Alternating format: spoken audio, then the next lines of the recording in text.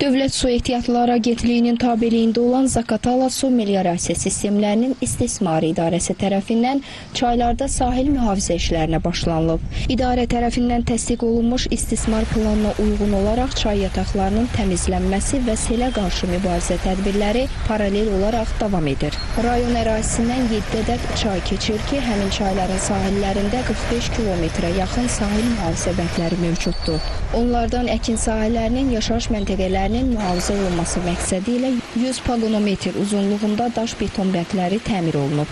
Çaylarda isə buldozerlər və ekskavatorlar vasitəsilə torpaq valların və çay yatağının tənzimlənməsi sahəsində 236 min kubmetrdən artıq həcmdə müvafiq işlər görülüb. Hal-hazırda dayandığımız çay yumtaq çay sistemidir.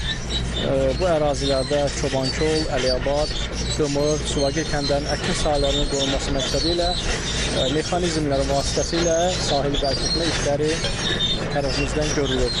Zaqatala su meliorasiya sistemlərinin istismarı idarəsi balansında 126 ədəd subarteziyan, 109 ədəd arteziyan quyuları mövcuddur. İdarə tərəfindən 3 ədəd subarteziyan quyularının cari təmiri aparılıb. Əkin sahələrinin itkisiz səmərəli suvarılması məqsədi ilə müxtəlif çalovlu ekskavatorlar vasitəsilə kanallarda 56 min kubmetrə yaxın həcmində lildən, kol-kösdən təmizlənməsi işləri görülüb. Su anbarlarımızın doluluq oranı normadadır.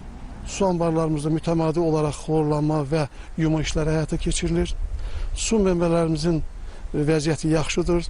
Son günlərdə baş vermiş qəzalar, leysan yağışlar nəticəsində olan qəzalar aradan qaldırılır. Bunun üçün bənd vurma və val vurma işləri həyata keçirilir.